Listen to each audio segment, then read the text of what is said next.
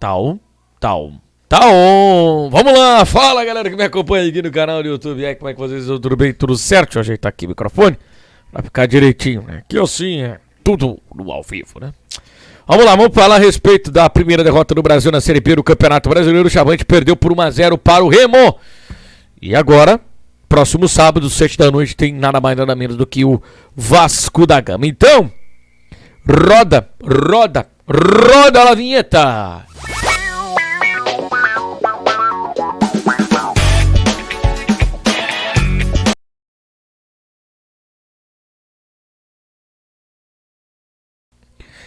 Claro, mas antes de prosseguir com o vídeo, eu queria pedir para você se inscrever no canal, like, ativar as notificações clicando no sininho e compartilhar esse vídeo. Manda para todo mundo aí de que a gente está falando aqui a respeito do futebol de Pelotas, mais precisamente nesse momento do Grêmio Esportivo Brasil, que é o único clube da cidade que está em movimentação. E olha, a movimentação não foi boa, né? O jogo não foi bom, o Brasil encontrou dificuldades. O técnico Cláudio Tencati falou a respeito das dificuldades, a respeito da adaptação ao gramado pesado, a questão também a respeito do calor, a respeito também de algumas ideias que ele tentou implementar no jogo do último sábado, mas que acabaram não tendo o efeito desejado por ele. E, obviamente, reclamam muito da arbitragem.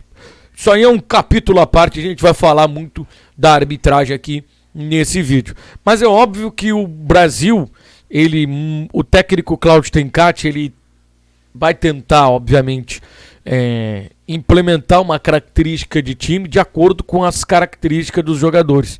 E a gente sabe que o Brasil está mudando muito a característica dos jogadores. Tem jogador chegando.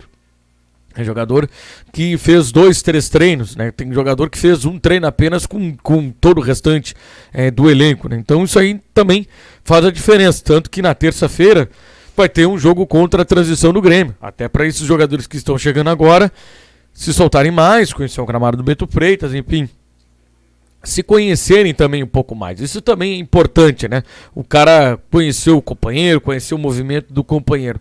E tá faltando também essas movimentações, esse conhecimento do companheiro. Por exemplo, na partida do último sábado, o Luiz Fernando foi a novidade. Ele começou a partida entre os titulares e o Christian também, né? O Christian entrou no lugar do Jarro. Aliás, o Jarro, né? Mais uma vez, o Jarro machucado, deve parar aí por 2 semanas, lesão no joelho. Eu acho que é mais interessante pro Brasil parar o Jarro, tratar o Jarro. Se tiver que fazer cirurgia, faz cirurgia, do que ficar já jogando uma partida, para 2, 3, volta, joga alguns minutos e depois para 2, 3. Então trata o cara de uma vez, vê o que o cara tem realmente e faz o tratamento correto nele. Não adianta ficar nesse vai e volta, e já deu para ver que o Jarro é peça importante no time do Cláudio Tencati. O Tencati gosta da movimentação do Jarro, porque aquele é jogador que abre defesa, ele tem velocidade, ele tem o drible, ele é muito tático, ele volta para marcar, então ele é um jogador importante na concepção de jogo do técnico Cláudio Tencati. Então, se o cara é importante na concepção de jogo do treinador, esse cara tem que estar 100%. Ele não pode ficar indo e voltando. Então, o departamento médico do Grêmio Esportivo Brasil vai ter que tomar uma decisão, né? Ou trata o Jarro de uma vez, né? Zera o cara, ou vai ficar usando ele assim, joga um jogo, daqui a pouco para 2, 3, volta a jogar mais uma partida, enfim, né? São coisas que precisam ser definidas. O Luiz Fernando e o Christian foram as novidades. O Luiz Fernando até fez uma boa movimentação ali no começo do jogo, mas ele não fez aquilo que entrou proposto para fazer, que era principalmente o duelo individual com o Marlon, né, que é um jogador, que é um lateral que a gente conhece muito bem, passou aqui pelo Brasil, e é lento, né, e é lento no combate. Então o Luiz Fernando é um cara rápido, e no 1 a 1 muito provavelmente ele ia ter vantagem, mas só que o Brasil não explorou isso, né, em cima do Marlon. O Christian jogou no primeiro momento pelo lado esquerdo, depois ele vem para o meio, e o Paulo Vitor ficou flutuando atrás do centroavante. Ora, o Christian também fez essa função, mas faltou, né, ter mais aproximação, faltou os jogadores de meio saírem, faltou o time estar mais compactado.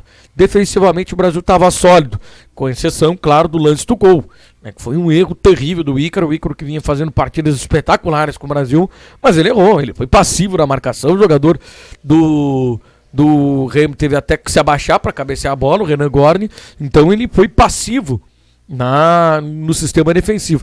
Mas esse foi o único erro, foi a única chance que o Remo teve, né? O Brasil teve o lance do pênalti, né, que depois a gente vai falar mais a respeito disso.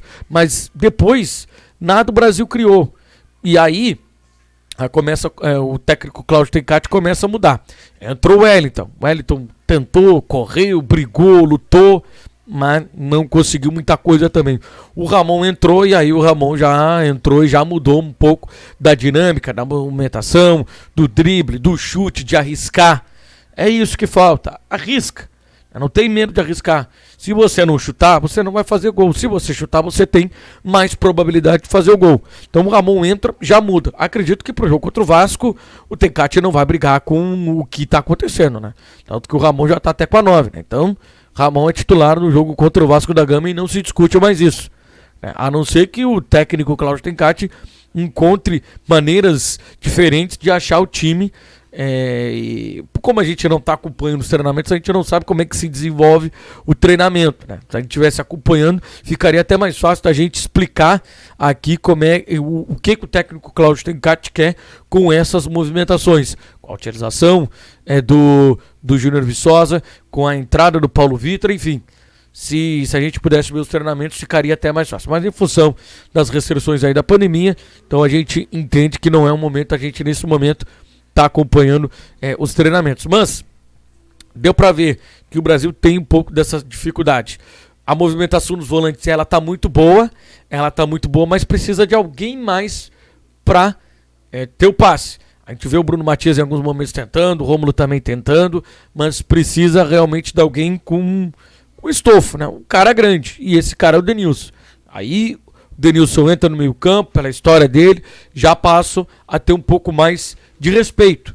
Os jogadores passam a ter um pouco mais de respeito. Bom, mas ainda falta algumas situações que o técnico, até Cláudio Tencati, ele entendeu na entrevista coletiva, ele falou isso, ele não foi com um tom agressivo como foi na entrevista pós o Londrina 0-0, ele foi num tom mais explicativo, ele explicou por que das movimentações, se entende tudo isso, mas claro que a gente está no papel também de fazer as análises e dizer que não deu certo, e o próprio técnico também reconheceu que ele precisa melhorar algumas situações, algumas movimentações do time que não tem dado certo. Bueno, vamos a talvez o principal ponto do jogo que o técnico Cláudio Tencati bateu muito na tecla, que foi o pênalti que a arbitragem acabou não dando em cima do Luiz Fernando. Foi um escárnio que aconteceu lá no estádio Bainão. Aliás, a rodada da Série B do Campeonato Brasileiro, ela foi uma rodada recheada de erros. A gente teve um erro grotesco do Bandeira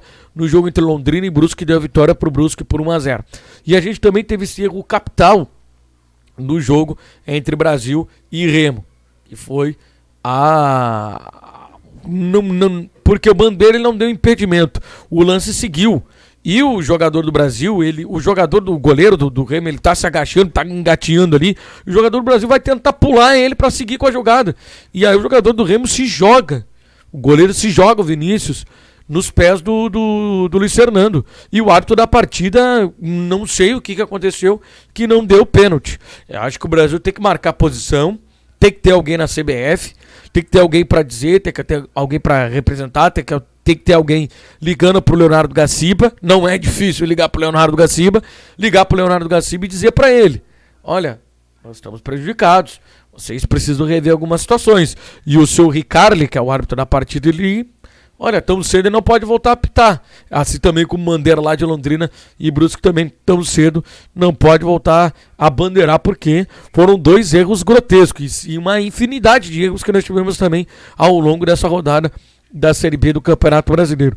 Por questões de custos, a Série B do Campeonato Brasileiro não tem a presença do árbitro de vídeo, que hoje tá fazendo muita falta, porque são erros que podem custar caro. Por exemplo, o jogo já estava 1-0. Se o árbitro marca pênalti, e ali, como era uma clara e manifesta chance de gol, além do pênalti, tinha que botar o goleiro pra rua, né? Aí o Remo ia ficar com um a menos. Claro que a gente vai entrar no campo do se. Se. Mas mudaria a configuração do jogo. Então o erro do árbitro, ele influenciou no resultado do jogo.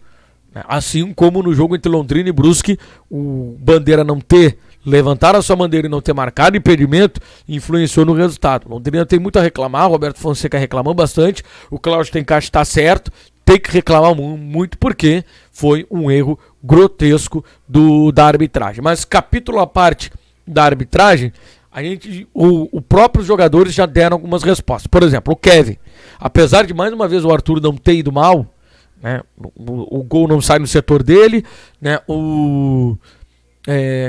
ele teve algumas vitórias pessoais, chegadas da linha de fundo, bons cruzamentos, ele não fez uma má partida, mas o Kevin entra, ele muda. Ele muda o time passa a ter mais ofensividade. Talvez o Tencati possa até mudar um pouco da estrutura do time, que não conseguiu achar esse cara pelo lado esquerdo. Então faz o seguinte, né, 4-2-3-1 ou 4-1-4-1, o Kevin como extrema pelo lado esquerdo, ganha profundidade e aí passa a ter o Júnior Viçosa mais acionado. O Júnior Viçosa precisa ser esse cara mais acionado no comando de ataque. É o que está faltando pro Brasil e é o que está faltando ter mais chegada. Por exemplo, né, com o Tencati troca o time, né, ele coloca o Ramon não é um cara de estatura, é um cara de bom posicionamento, mas não é um cara de estatura, é um cara mais de finalização pro jogo, e aí passa a ter o Kevin, vitória pessoal pelo lado do campo. Só que quando o Kevin cruza, não tem o centroavante, que é o Viçosa.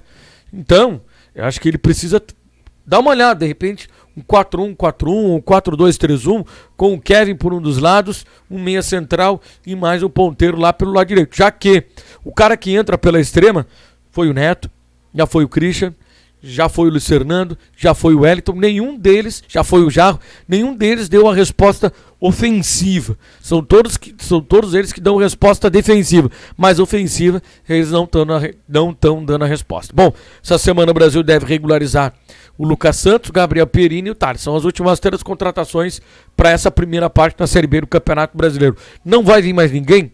Vai vir mais gente, mas não agora. Essa reta final, essa primeira reta final, essa arrancada, né, não vai vir mais ninguém, mas para o segundo turno, muito provavelmente, o Brasil vai buscar mais jogadores no mercado.